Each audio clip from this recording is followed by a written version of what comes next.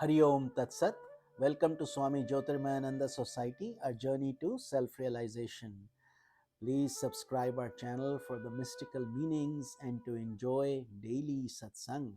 We are currently exploring the book Yoga Essays for Self Improvement, authored by Swami Jyotirmayananda, narrated by myself, Swami Nikhilananda. Today we are studying the chapter of the fine art of serving others. Goodness is the very essence of one's soul.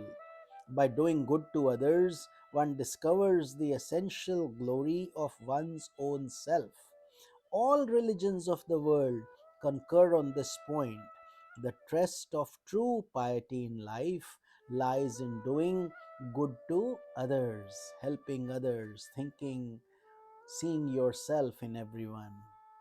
A life that does not flow through good deeds becomes stagnant and collects the moss of egoistic vanities, the stench of frustrated desires, and the croaking frogs of restless cares.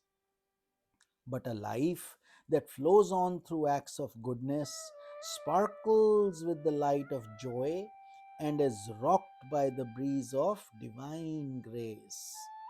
Gone are the ugly frogs and the frothing moss. Now the swans of heaven sport in a life that flows on with the sparkling waters of goodness to the surging ocean of the self. Goodness is the song of the Godward soul. The essence of goodness lies in promoting one's movement towards God realization. That which leads to God is good, but that which turns away one from God is evil, demoniac, unhealthy, and illusory. An aspirant, therefore, must develop a keen insight into the philosophy behind the need to serve others, which we term as karma yoga, action in a selfless manner. He helps others in order to attain purification of the mind and move on to the heights of spiritual realization. The self is the one non dual absolute reality, and human heart is constantly pressured by the urge to discover that oneness through acts of goodness, kindness, generosity, self effacing love, and magnanimity. There is a unique joy in one's heart when he is able to render help to one who is afflicted, kindle a spark in the dark night of a wandering soul, or extend his hand to a person drowning in the marshes of illusion. Do whatever you can, whatever skill or talent you have to make a difference and to improve someone else's life is how you will serve others. However, due to mental limitations caused by ignorance, one begins to nourish the creeper of vanity within one's heart.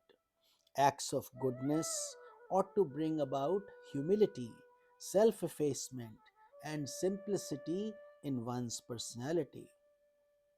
Instead, they often cause pride, arrogance, and a sense of superiority over those whom goodness is directed. That, however, is a mistake.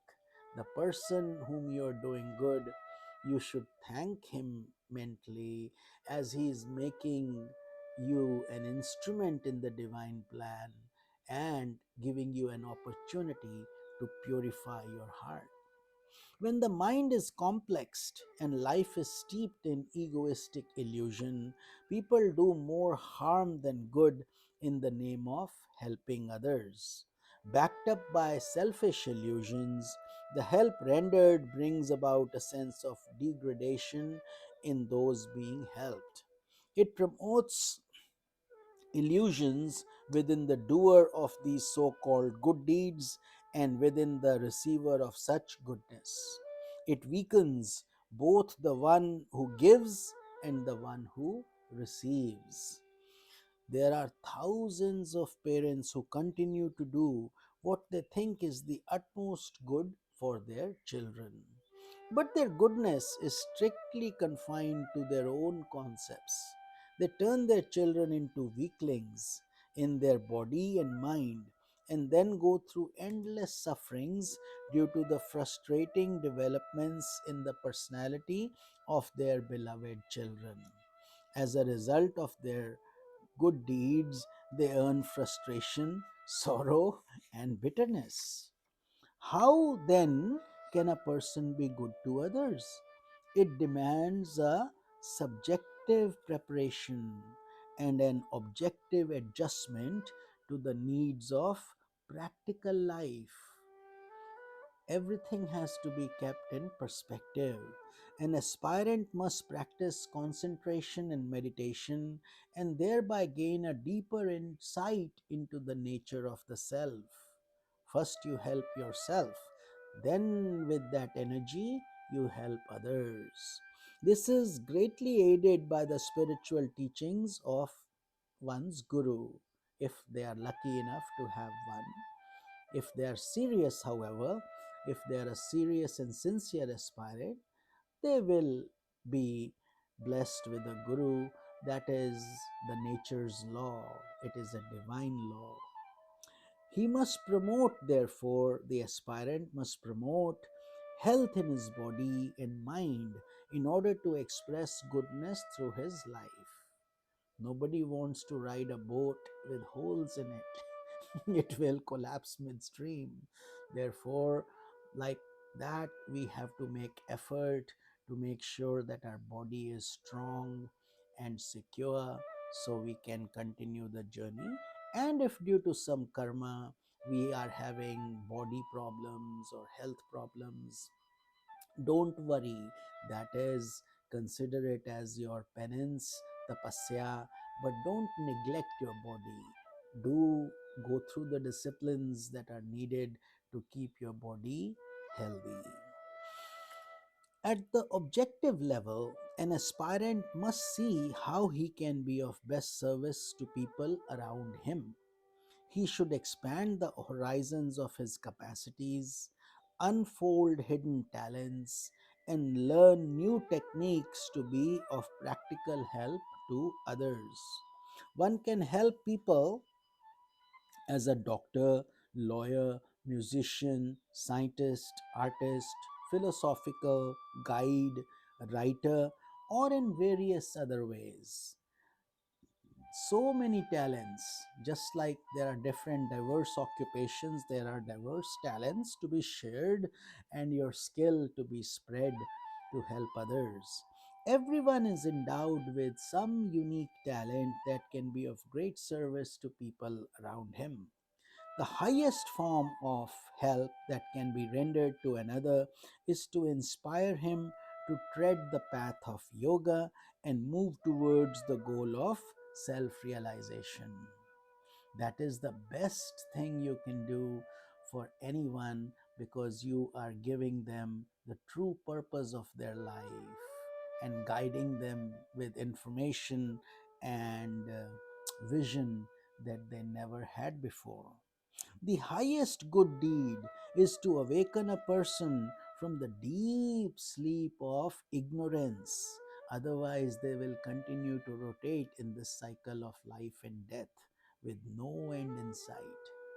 But when a guru comes, he shows us the true meaning, the true goal, and guides us on this path. So, when the souls are touched by this knowledge, amazing things happen. So, the highest gift is that of wisdom, which enables a person to be free from all forms of dependence.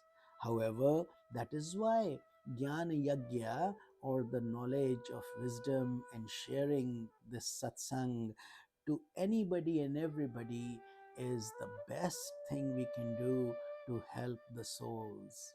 Practically, of course, giving food, shelter, all those things are helpful.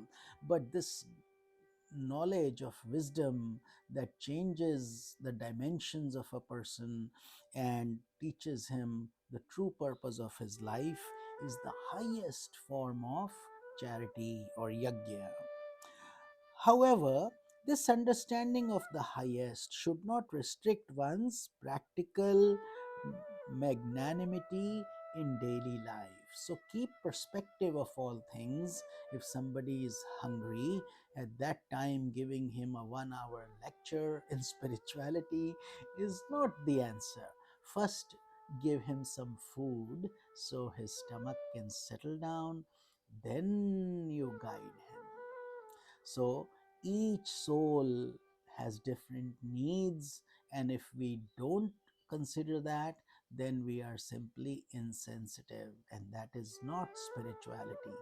Therefore, be of service to others by understanding what they need and then see how you can help them in that mission. With this, we conclude our satsang for today. We will continue this journey in tomorrow's satsang. Swami Nikhilananda, Hari Om Tat Sat.